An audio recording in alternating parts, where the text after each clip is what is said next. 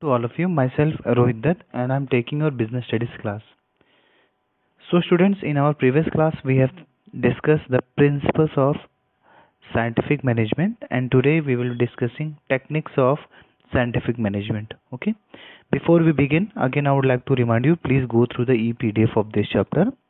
And one more thing, please follow the guidelines of lockdown, stay home, and be safe.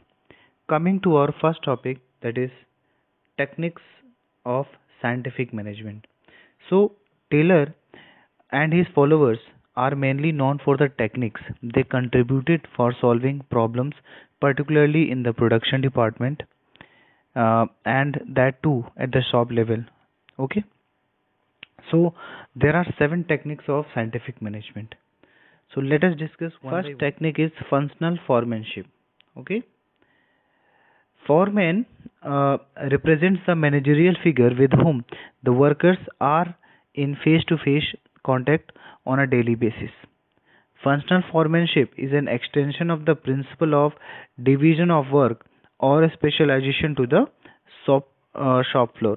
So, Taylor advocated separation of planning and execution function. So, you can see in the screen planning and production. Okay, so uh, under planning, the following activities took place by the four personnel. Okay, first the personnel would draft instructions for workers. He was known as instruction card clerk. Then second one, specify the route of production, a route clerk. Then prepare time and cost sheet, that was time and cost clerk. And ensure discipline, that was disciplinary. You can see here one by one. Okay, then coming to next point, that is production function. Okay, so first one, timely and accurate completion of job, speed boss.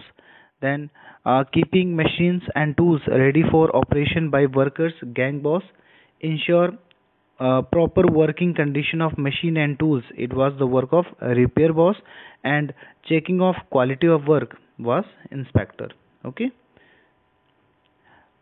so foreman should have intelligence, education, tact, uh, grit, judgment, spatial knowledge, manual dexterity, and energy, honesty, good health. Okay, since all these qualities cannot be found in a single person, so Taylor proposed eight specialists. Okay, coming coming to our second point, second technique, that is standardization and simplification of work.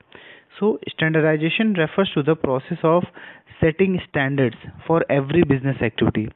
It is a means of achieving economics of production. It implies the physical attitude of product should be such that it meet the requirement and needs of the customers. Okay, so, Taylor advocated that tools and equipment as well as working conditions should be standardized to achieve standard output from workers. Clear, everyone? Then, uh, so the objectives behind standardization was to reduce the given line or product to fixed and predetermined type, form, design, size, weight, quality, etc.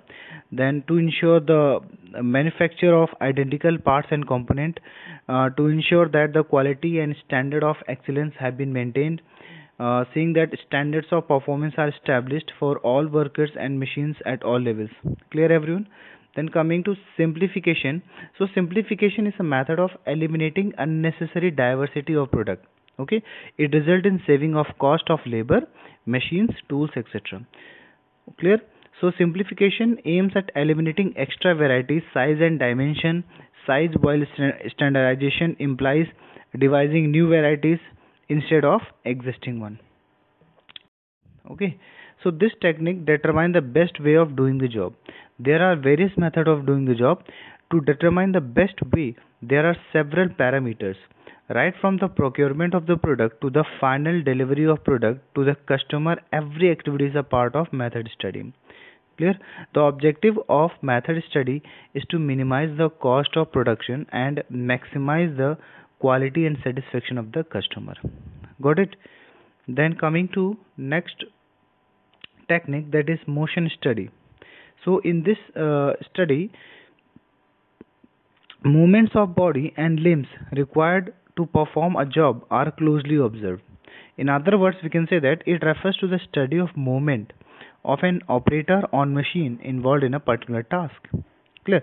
So the purpose of motion study is to eliminate useless motion and determine the best way of doing the job.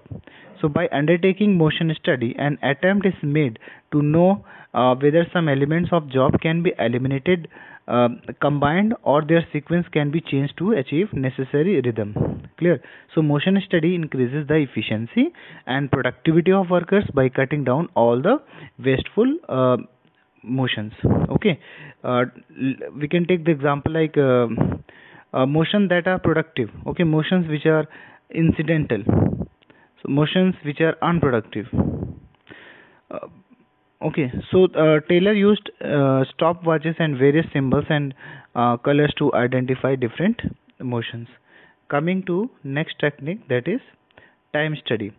So it is a technique which enables the manager to ascertain standard time taken for performing a specified job. Every job or every part of it studied in detail. This technique is based on the study of an average worker having reasonable skill and ability. So, average worker is selected and assigned the job, and then with the help of stopwatch, time is ascertained for performing that particular job.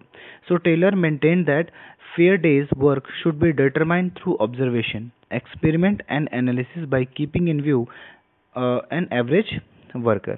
Okay, for example, you can take on the basis of several observation, it is determined that standard time taken by a worker to make one card box is 20 minutes. Okay, so in 1 hour he shall make three boxes. Got it? So assuming that a worker has to put in 8 hours of work in a shift and deducting 1 hour for rest and lunch, it is determined that in 7 hours a worker makes 21 boxes at the rate 3 per hour. So this is the standard work for worker has to do. Got it? Then coming to next technique, that is fatigue study. Okay, so fatigue, a person is bound to feel tired physically and mentally if she does not rest while working.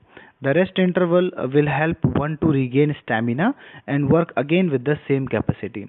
So this will result in increased productivity. So fatigue study seeks to determine the amount and frequency of rest interval in completing a task. Got it? Take the example like a plant. Okay, work takes place in three shifts of 8 hours each. Even in a single shift, a worker has to be given some rest interval for their lunch and some other uh, small pauses for the from the work. Got it? Coming to our last technique, that is differential piece wage system.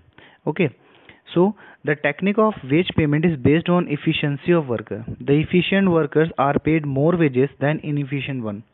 So on the other hand, those workers who produce less than standard number of pieces are paid wages at lower rate than prevailing rate. Got it? That is, worker is penalized for his inefficiency. This system is a source of incentive to workers who improving their efficiency in order to get more wages. So it also encourages inefficient workers to improve their performance and achieve their standards. Got it? So it lead to mass production which minimizes cost and maximizes profit.